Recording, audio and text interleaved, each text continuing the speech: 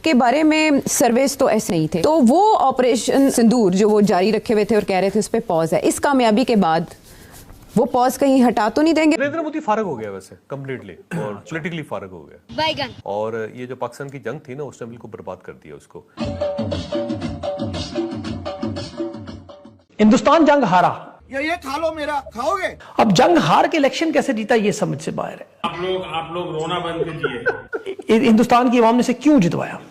तो मेरा तो ख्याल है कि अभी अगली कई दिहाइयों तक इन्होंने ही रहना है। सवाल ये है कि यहाँ मिलने वाली जो फतह है वो बीजेपी के लिए इंतहाई अहम है कि इस वक्त जो जंगी कशीदगी सूरत हाल है, कोई खुदा ना खासा के पर कोई खुदा ना खासा हादसा ना हो जाए। तबाही तबाही। जो इनकी जो पोलराइजेशन की कैंपेन्स होती हैं बीजेपी की ना, वो हमेशा से उनकी एक ही गेम होती है कि यार अगर हमने हिंदू वोट को कंसोलिडेट कर दिया, हमें और किसी चीज की जरूरत ही नहीं। बड़ी खुशखबरी की खबर सामने आ रही है। आप सभी जानते ही होगी कैसे बंगाल के अंदर जो है बीजेपी बहुमत के साथ आ चुकी है और दुनिया भर के अंदर इसका काफी ज्यादा जश्न जो है वो मनता हुआ नजर आ रहा है। और कैसे जो है दीदी को यानी कि ममता बनर्जी को किस तरह से उनका रिकॉर्ड ब्रेक किया गया है और बंगाल के अंदर भी हिंदू सपोर्टर्स को अपना बीजेपी के पाले में डालना, ये बहुत बड़ा कदम जो है वो देखा जाए तो बीजेपी के द्वारा हुआ है। और ऐसा होने के बाद ही जो है बीजेपी बहुमत के साथ जो है बंगाल के अंदर आ चुकी है। और इतने सालों के बाद बीजेपी का ये आना, ये काफी ज्यादा जश्न और खुशी की बात है जो दुनिया भर में दिखाई दे रहा है, उत्साह दिखाई दे रहा है कि अब की बार जो है बंगाल में भी बीजेपी की सरकार है। और दीदी जी को टाटा बाय बाय कर दिया जा चुका है। जो कल तक तो यही कहा जा रहा था कि ममता बनर्जी जीतने वाली है, लेकिन आज सुबह के जो सीटों के अनुसार जब जो खबरें आई हैं उसने तो लोगों को हैरानी कर दिया, चौंका दिया। और इन्हें देख करके जो है पाकिस्तानियों को भी काफी ज्यादा जो है कहा जाए मिर्ची और गुस्सा लगा है कि कैसे हो गया आखिरकार ये जो हुआ है वो हुआ है। बिल्कुल ये पार्टी का टाइम है भाई, पार्टी तो अब बोल रहे हैं। ये वेस्ट बंगाल से पूछिए जिनकी मदद करी महादेव ने। आपको मालूम है मैंने कितनी बार मैंने प्रार्थना करी थी महादेव से कि महादेव प्लीज हमें बंगाल जितवा देना, वरना अगर बंगाल हार गए तो हम देश हार जाएंगे। आज देश बच गया दोस्तों। इसलिए बोल रहा हूं क्योंकि अगर आप देखें जब से ये इलेक्शंस के रिजल्ट आने शुरू हुए हैं, ममता बानो कहीं भी दिखाई नहीं दे रही। राहुल गंदगी मुंह छुपाकर मतलब ढक कर वो देश छोड़कर भाग चुका है। भी बंगाल जो में बीजेपी का दाखिल हो जाना एक बहुत बड़ी उनकी फतेह है। अब उनकी डोमिनेंस उसी किस्म की है जिस तरह की 1960 और 70 की दिहाई में या 50 और 60 की दिहाई में इंडियन नेशनल कांग्रेस की इंडियन पॉलिटिक्स के ऊपर होती थी। अगर हम समझते हैं कि नरेंद्र मोदी का एक डिवाइसिव हेट फिल्ड एजेंडा है, तो आप सोच लें कि जब अमित शाह अगर आते हैं उभर के नेक्स्ट इन लाइन तो वो क्या करेंगे। तो मोदी हमें मॉडरेट लगने लगे। मोदी मॉडरेट। अभी उसके बाद अगर योगी आदित्यनाथ आ गए तो वो तो एक अलग, वो अभी मुश्किल है। हमारा तो सोच सोच के रुआ खड़ा हो रहा है भाई।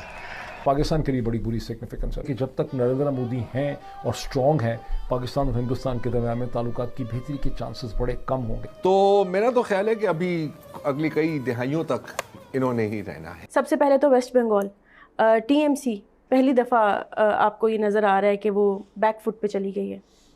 देखिए जो वेस्ट बंगाल का मामला है ना, आप ज़रा देखिए इंडिया की पॉपुलेशन को ना, इंडिया की पॉपुलेशन में जहाँ पर जिस किसी रियासत में सिग्निफिकेंट नंबर ऑफ मुस्लिम्स मौजूद है, वहाँ पर ये जो स्ट्रैटेजी है बीजेपी की कि मुसलमान पाकिस्तान हम मानी कर दिया होगा ना, बिल्कुल कि मुसलमान गद्दार है वगैरह वगैरह, दो डिविसिव पॉलिटिक्स। सवाल ये है कि यहाँ मिलने वाली जो फतह है वो बीजेपी के लिए इंतहाई अहम है कि इस वक्त जो जंगी कशीदगी सूरत हाल है, कोई खुदा ना खासा गलती से ही इस मौके पर कोई चीज इधर आ गई तो इधर से तो ऑलरेडी भरपूर तैयारी है, तो ये तो जंग शुरू हो जाए। इस मौके पर कोई खुदा ना खासा हादसा ना हो जाए। के बारे में सर्वेस तो ऐसे नहीं थे, तो वो ऑपरेशन सिंदूर जो वो जारी रखे हुए थे और कह रहे थे उस पर पॉज है, इस कामयाबी के बाद वो पॉज कहीं हटा तो नहीं देंगे बांग्लादेशी वोटर वगैरह वगैरह। उसके अलावा एडमिनिस्ट्रेटिव एक्शंस भी तो लिए ना, एडमिनिस्ट्रेटिव वही कि जनाब इसके वोटर्स नहीं है, इसका वहाँ पे एक नया सिटी और सिटीजनशिप का एक नया कानून पास कर दिया, सब कुछ हुआ ना। अच्छा, कुछ लोगों को निकाला गया, बाकियों को डरा लिया गया और फिर वहाँ पर एक झूठा खतरा क्रिएट किया गया, एक फिक्टिशियस स्टोरी बनाई गई कि जनाब ये मुसलमान जो हैं ये बड़े ख़तरनाक हैं, तो वहाँ पर हिंदू वोटर को आपने इकट्ठा किया और हिंदू वोटर को भी ऐसे कि वहाँ के जो लोकल गुंडे और सब लोगों को उनको इकट्ठा करके that is how BJP works. बहुत बड़ा factor, if not the main factor, is जो इनकी जो पोलराइजेशन की कैंपेन्स होती हैं बीजेपी की ना, वो हमेशा से उनकी एक ही गेम होती है कि यार अगर हमने हिंदू वोट को कंसोलिडेट कर दिया, हमें और किसी चीज की जरूरत ही नहीं। टीएमसी बीजेपी का मुकाबला नहीं कर सकती है, ये मत भूलिए। हिंदुस्तान जंग हारा, ये खा लो, मेरा खाओगे? अब जंग हार के इलेक्शन कैसे जीता ये समझ से बाहर है। आप लोग रोना बंद कीजिए। हिंदुस्तान की आवाम ने से क्यों जितवाया, उस पर मैंने गौर फिक्र किया तो वो मईशत निकली। ईरान की जंग के बाद भी आज पेट्रोल वहां पे 90 से 94 गए। 4 खरब डॉलर की मईशत है वो, दुनिया में 5वें-6वें नंबर में। सालाना उनकी तरक्की 7.6% ग्रोथ है।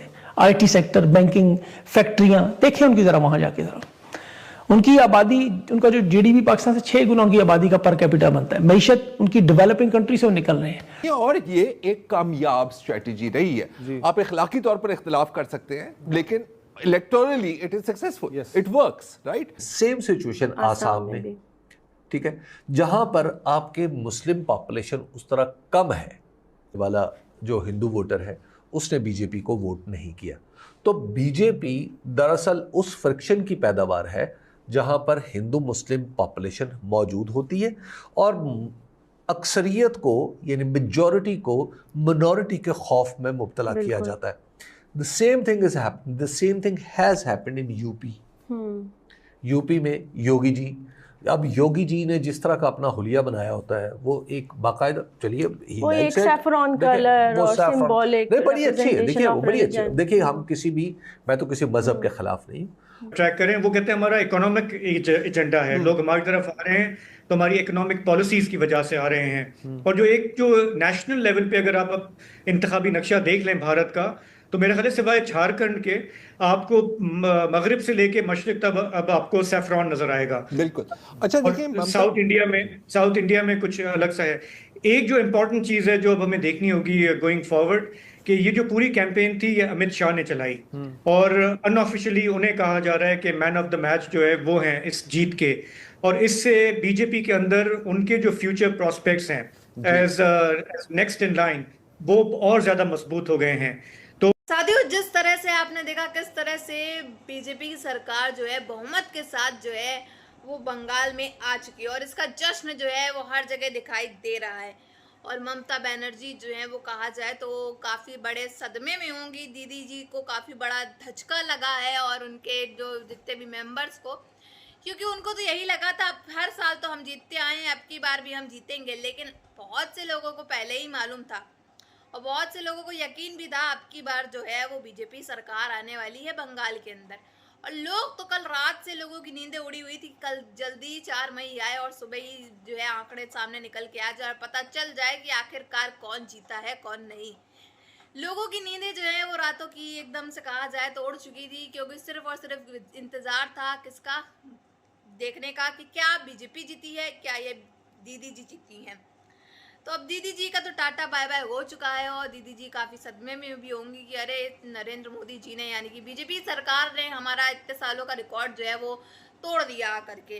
और पहली बार ऐसा हुआ है कि बीजेपी सरकार जो है इतने सालों के बाद जो है बंगाल के अंदर आई है। और जितने भी हिंदू सपोर्टर्स है बंगाल के अंदर, बीजेपी ने उनको अपने पाले में ले लिया, यही वजह है।